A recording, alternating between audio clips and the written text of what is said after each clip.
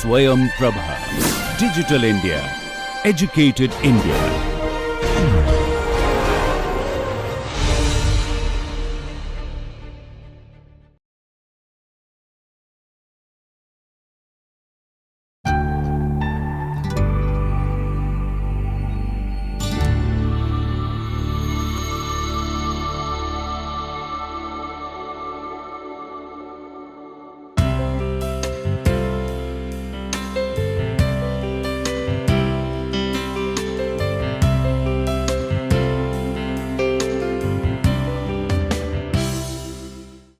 Good morning and welcome back to the lecture series on partition of India in print media and cinema. We are talking about refugee women and the patriarchal society. So, this is going to be a continuation from our previous day's lecture. We were talking about Mahanagar, and we are discussing or we are examining the central character, the female protagonist Arati. Here we were talking about the symbol of the lipstick, and how a lipstick is gifted to Arati by her Eurasian colleague Edith. Edith says that Edith makes a very important point regarding why the red on the parting of the hair is considered as sacrosanct, and in fact something very important for the Hindu woman. The red dot on the forehead is much revered, and then why is red on the lip disapproved? And that is when she gifts sunglasses and lipstick to Arati. Arati starts looking like the heroine, the Bollywood heroine that her sister-in-law Bani had initially, or towards the beginning of the film, Bani had imagined Arati as a Bollywood heroine, and that is how that is harkened back when she dons the sunglass and she wears the lipstick, and she takes up and she experiments with her new persona as a female, as a saleswoman, going door to door, selling machines. Edith gifts the lipstick to Arati, saying that the lipstick is good for business, and then onward we see there is a point where Edith is seen as reading the Indian book of sex, the famous one, and the semiotics of the film thereby connects the woman's sexuality with business. So, we see Polumi Chakraborty has argued that Arati's increased sexual vulnerability is revealed in her light cotton sari and in her sheer blouse. So, notwithstanding how different critics perceive this remarkable protagonist, female protagonist on screen that Satyajit Ray has created, Arati herself, we need to understand how Arati herself perceives the new persona of her new persona as a saleswoman, and as we can read, or as we can understand, she utilizes the lipstick to maintain her professional persona, and yet she is wiping it off before she enters her home. So, she wears the lipstick during negotiating her pay raise, she erases it or wipes it off before entering her home, returning home, and so there is a kind of duality in which Arati inhabits, and it becomes this duality is also commenting on her flighty, it goes on to reveal her flighty treatment, or rather Ray's flighty treatment towards the moral foundations of a Bhadra Mahila. She is not sticking to any set pre-given set of values. So, her lipstick, one could see it as a rich ground for her self experimentations, where she is not taking any of her persona as permanent or as something even very serious that she has to go on wearing forever. So, Satyajit Ray's achievement in outliving the refugee experience, the much avowed and the much discussed refugee experience, something which became central to Ghatak's films. And Ray is dealing with the question of immigrants in Calcutta, the quandary, the dilemma for the newly coming population, and yet he is in a way outliving the refugee, the quintessential refugee experience, as he shows the fact that the crossing point of Aarti's sexuality and profession neither brings out her agency nor her guilt. So, she is neither the subservient nor the dominant figure, the pioneer figure. She is neither a failure nor a grand success, an overblown kind of an image. Instead, what we see of her shy, different facets of her shy self-experimentations. So, the portrayal of women in Mahanagar cannot be considered either as positive or clearly negative, because each woman, just like in real life, we see each woman is bound to the other through some practical requirements, practical needs. Needs actually bring people closer and bind them together. So, the mother-in-law, for example, has a very dual and ambivalent attitude towards Aarti's newly taken up job, towards Aarti's new status as a working woman, and so she is affronted at Aarti taking up the job as a saleswoman. Especially a saleswoman is not, I mean, it does not go hand in hand with the middle class concept of respectability and chastity of the woman's body, because she on an everyday basis she has to meet new people, she has to network, and that is not looked up as something very appropriate. So, her mother-in-law is affronted, and yet when Aarti is bringing home essentials with a salary,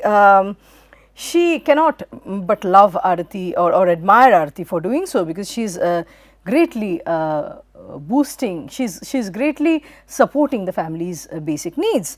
Then we see Bani has Bani loves Aarti, her sister-in-law, and yet this love or admiration also has a tinge of obligation and awe, which outlines Bani's feelings, and this becomes more prominent once Aarti becomes the only earning member in the family. Her husband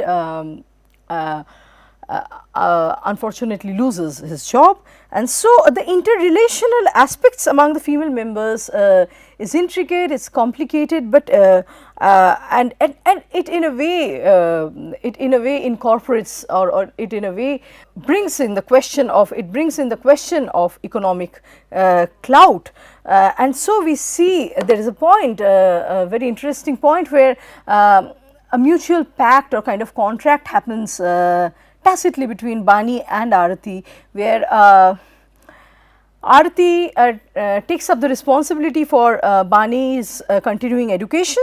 So, she ensures that Bani can further her education. In exchange, Bani is required or expected to take care of Aarti's son when she goes out to work, and also help her with some of the domestic chores. So, Aarti we see is a caring and dutiful person. She is a good daughter-in-law and sister-in-law. She is a good family member, but she is not, unlike Ghatak's numero figure, the much remembered figure Neeta in Megidha Katara. Aarti is not an icon of sacrifice. Her sense of guilt, which is very human, very natural, gets articulated when she has to compensate, she has to recompense her son with different kinds of allurements. She is bringing toys, and thereby she is trying to normalize her persona at home. And we have already talked about how patriarchal values deeply inform Arti's in-law's household. Her father-in-law was a commanding patriarch, and Shubhrata finds it very difficult to see her as a working woman. At a point he comments that women should not join the workforce because attractive women, they deter men from performing well, or they are extremely attractive women shouldn't they kind of draw men's attention, and thereby men's performance becomes poorer in the job arena. So women shouldn't be participating, and we see the same reflection in Arti's son also. He has a toy gun, and he wants to shoot his mother Arti, because, and he says that you are a bad mother, you are away from home for such a long time. So we see these values being inculcated in the male child from a very early stage.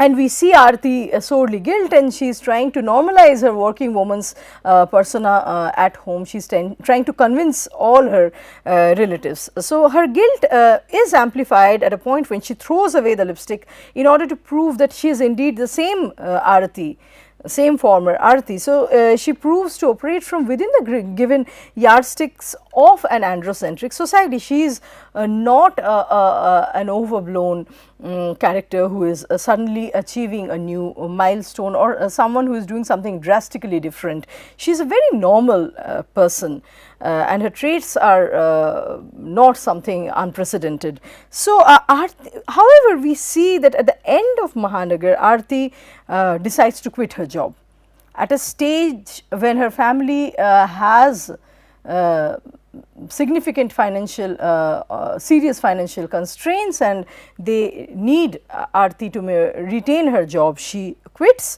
and here she is. A lot of critics have read this as Arti coming back within the fold of Bhadraness, or within the normative fold, and meeting the mores, the behavioral expectations, behavioral prescriptions associated with the Bhadra Mahila. Not really. One could see a gender consciousness in her act, which goes above her middle class, her upper caste, economically stressed and immigrant aspects of identity. So, when her immigrant boss himself incidentally hails from the same district as Arti's family, they are from Pabna in eastern Pakistan, which has become eastern Pakistan then.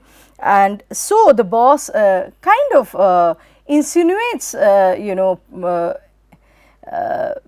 helping Arti on the grounds of nepotism. He says that you and I are both from Pabna, so I'll favor you in this job.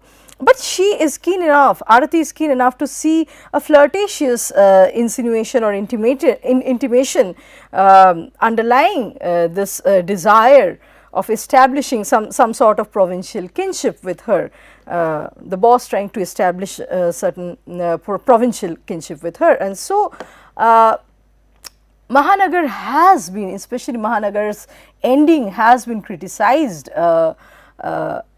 very often, very frequently criticized as being too optimistic, especially given that it is against the backdrop of Indochina War in 1962 and the steep influx of refugees, where Calcutta was undergoing a very low phase. How could the end be so optimistic?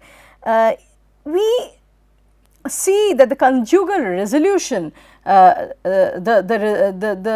kind of reconciliation that happens between Subrata and Arti, a kind of distance had formed through the progression of the narrative, and later in the end it is reconciled. However, it does not happen through Aarti's submission or coming back within the fold of Bhadraness, as has been frequently read in the film, and she does not become a messiah through supporting her husband. She is still a very ordinary human being with ordinary traits. As the couple in the end walk together in search for a new future, Aarti, however, by this time is not a woman lacking confidence. She has a distinct public self apart from her husband, apart from her family, and she is not only capable of applying for a new job, but also brave enough to resign if it is deemed as objectionable. So, again, once again Satyajit Ray is pointing to the spinal cord of the middle class, which was shaken if not lost because of due to this crisis brought about by the partition, the cataclysm. Now we are going to talk about Meghe Dhaka Tara by Ritik Ghatak. So Meghe Dhaka Tara revolves around a lower middle class refugee Bhadra Bengali refugee family, and it is cast against the excruciating framework of the 1950s post-partition Calcutta setting and the miserable conditions, the fall of the middle class refugee populace. So, the female protagonist Neeta epitomizes the highly prevalent figure of the unmarried female breadwinner from the middle class Bengali refugee family, which later on, as Uditi Sen argues, had gone on to become a stereotype, a part of the popular imagination about the middle class female Bengali refugee. So, it is a numero artwork by Ghatak. It is the most popular work, it is arguably the most popular work, much talked after and much talked about and researched, almost over researched and over discussed work by Ghatak. So, Neeta in the film is a protagonist and she is a symbol of sacrifice, and through the course of the narration she becomes a scapegoat for future improvement of her kin, and by deciding not to pursue her master's degree, she instead supports, she tends to, so she decides not to pursue her master's degree, but instead support the family with her income. And then later on she gives up her fiance to her younger sister Geeta for marriage, and ultimately she contracts the syndromes of tuberculosis. She dies in the end, and so Neeta becomes the unforgettable and universal epitome of the moribund nourishing mother giver's figure. Those who suffer for others suffer forever is the bottom line, the message that the audience takes home.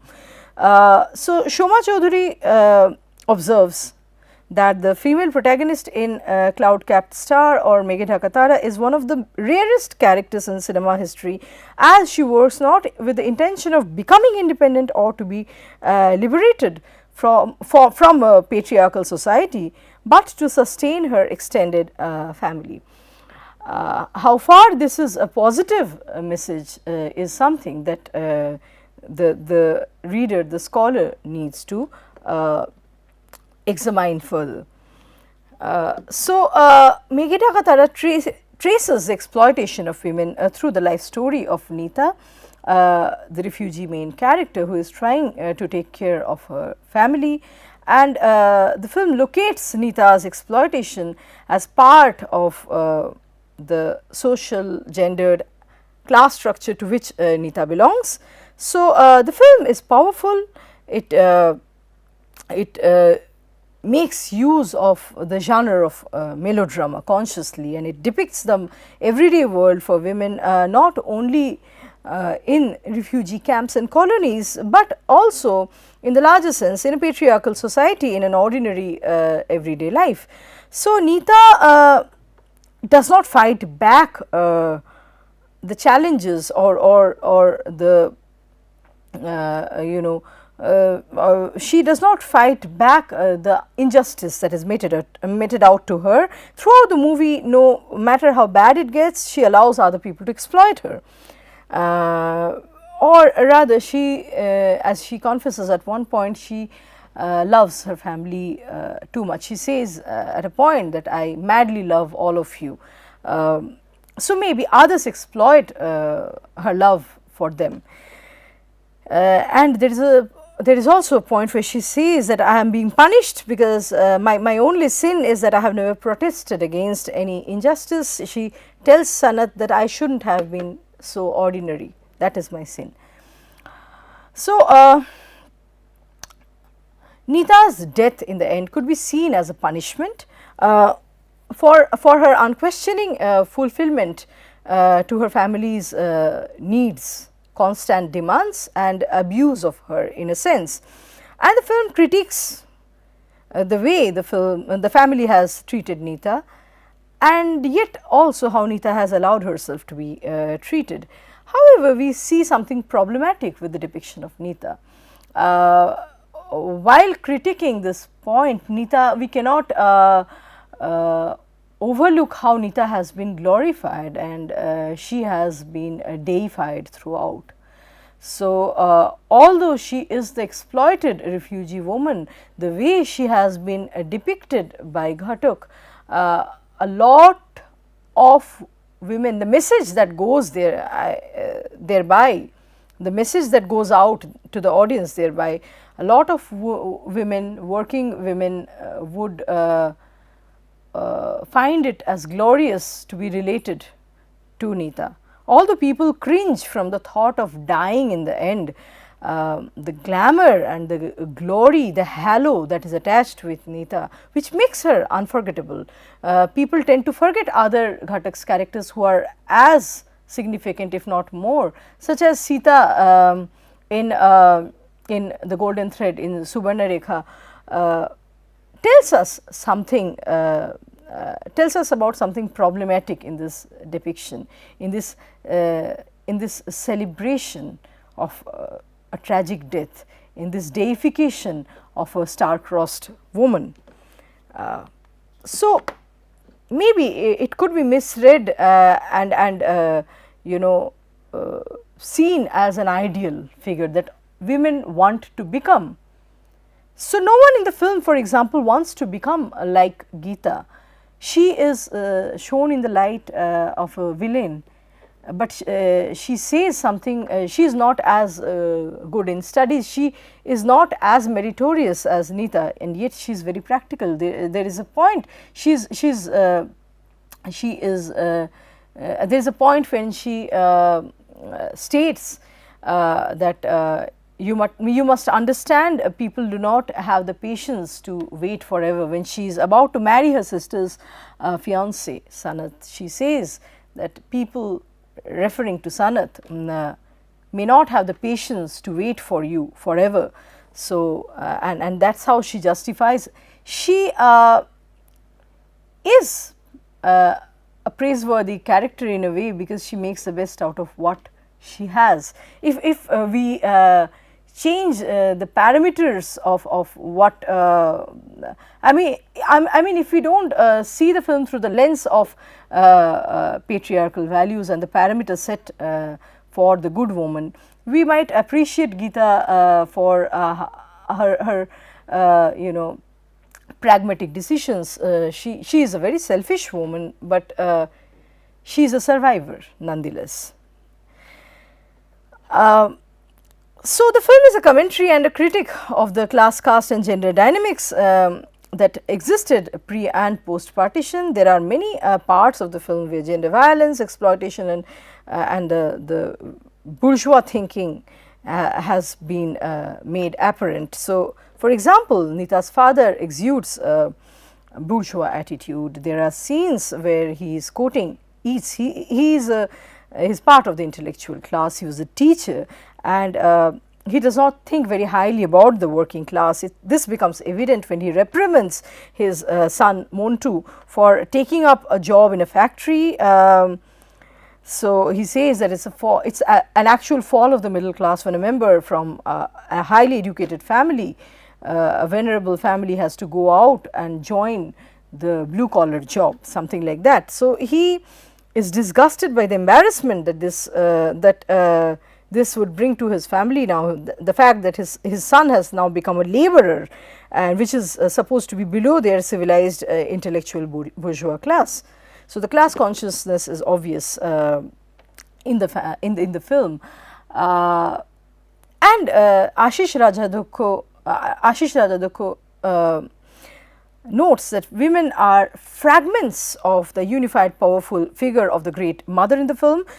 So of the three female characters, the mistress embodies the destructive potential of the goddess Kali, that is the mother of Nita and Gita, and the two other sons. So the mother in the family is the goddess Kali.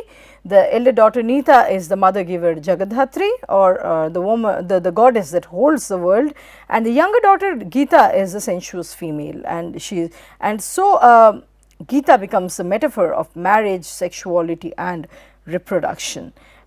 Gita's flourishing, Gita's life flourishes at the expense of attenuation, debilitation, and death of Nita. So tragedy occurs in the film with the impossibility of these three traditionally demarcated feminine qualities reconciling at any point. So nurturing, sensuality, and cruelty cannot, these three qualities do not interchange, exchange, or these women are purely one of these qualities. They are not hybrid of two or three qualities. The three qualities do not interface at any point. So to put it in simpler words, the nurturing woman can never become sensuous and selfish and infused with sexuality, which could have proven better for her marital prospects, conjugal prospects. The cruel mother can never be the nurturer. Then she would understand the case of Nita, and the sensual figure she could sometimes be cruel, but she can never be the nurturing woman who takes charge of the family. She just is involved. She's too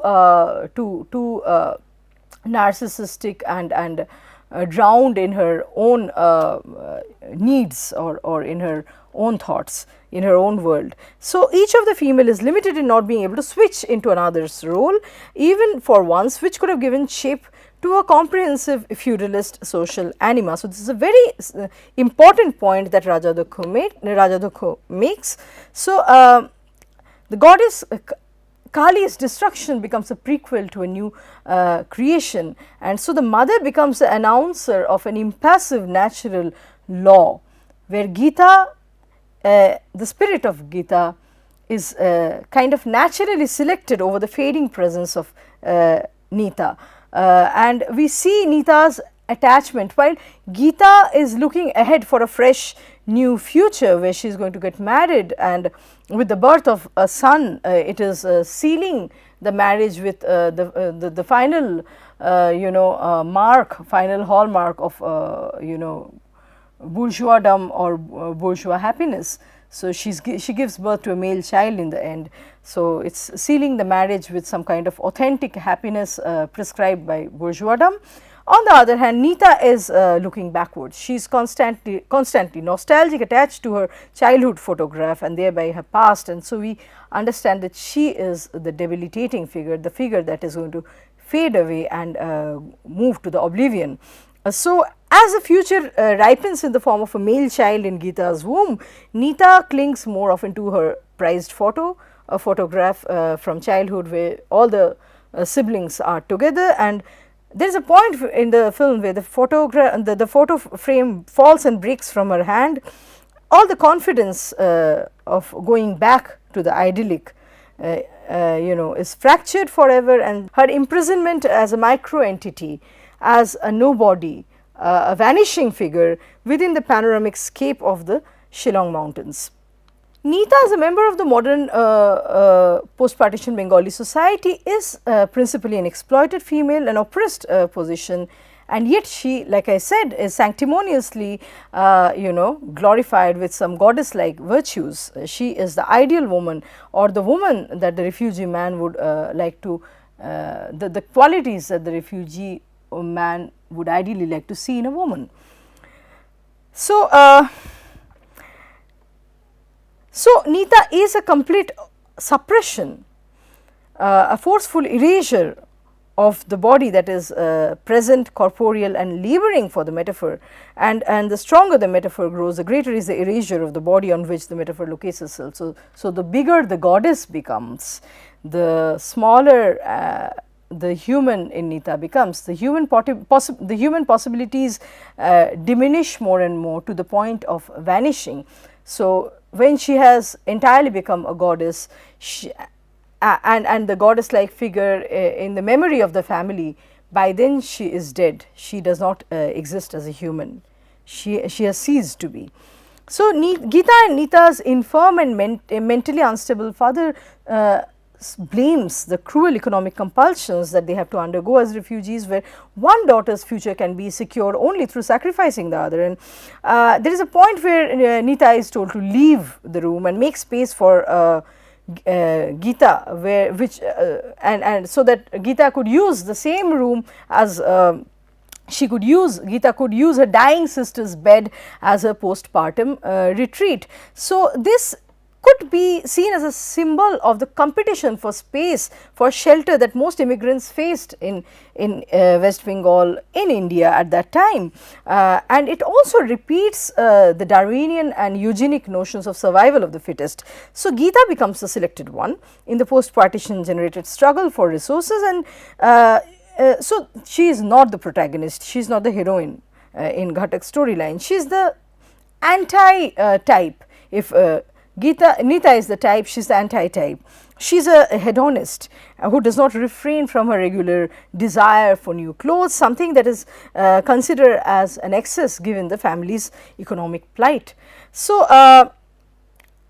different socio-political variables shape up Nita and her youngest brother Montu within the same familial bounds. So, they within the same familial space. So, they are both working members, they are both earning members, and yet located dissimilarly vis-a-vis the questions of power, space, opportunity and hierarchy. Both of them hold some degree of economic facility, and yet Nita as the female earning member is expected to meet the familial expenses, and Montu, the youngest son, can use his income towards his to improve his own status. So, he wants to become a sports person. He lives a segregated life from the rest of the family, and he nourishes his own personal dreams of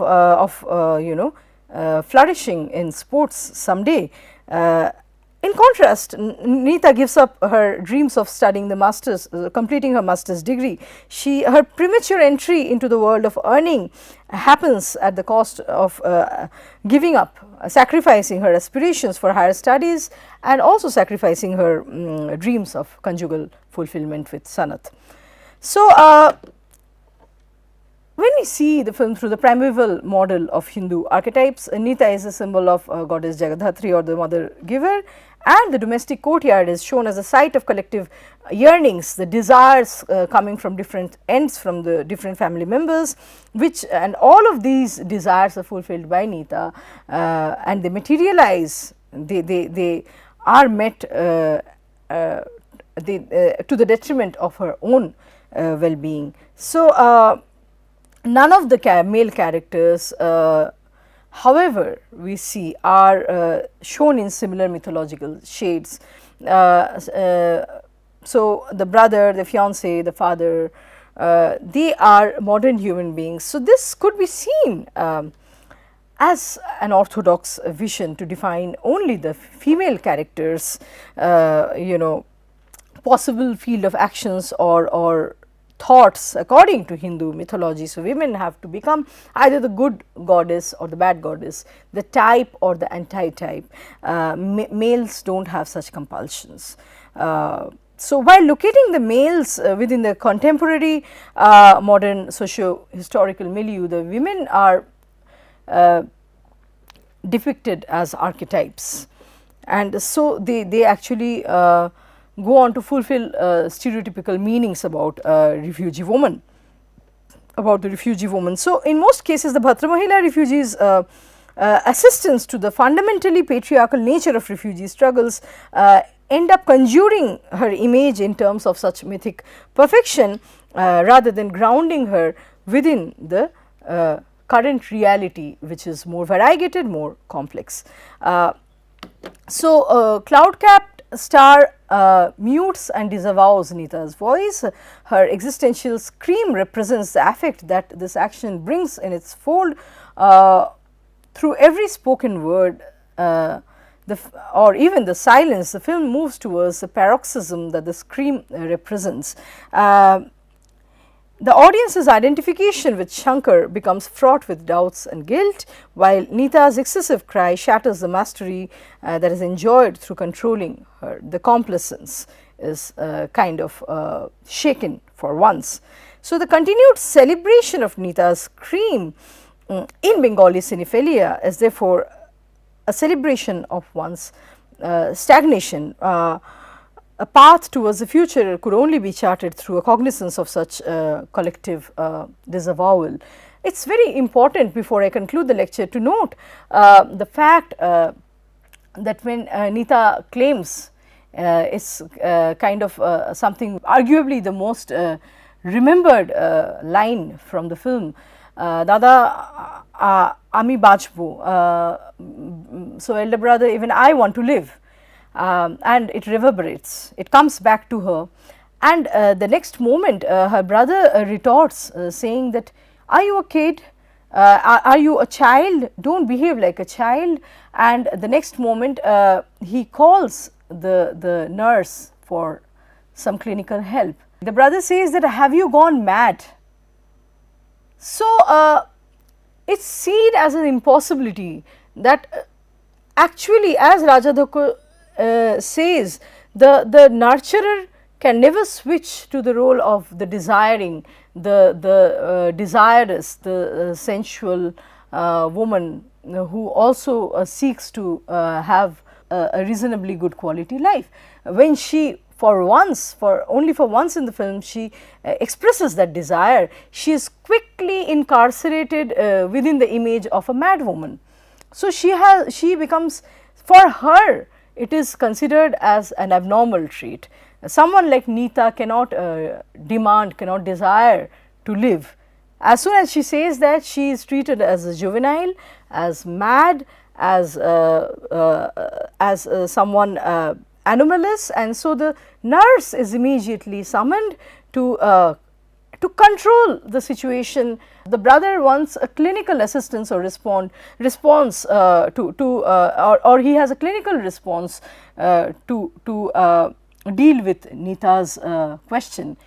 He does not, or he cannot face up to the fact that it is a social, cultural, economic quandary or dilemma and not a clinical one, because Nita is neither a juvenile nor a mad woman in claiming something as ordinary as wanting to live a good life. So, with this I would like to conclude, and we will continue in our next lecture. Thank you.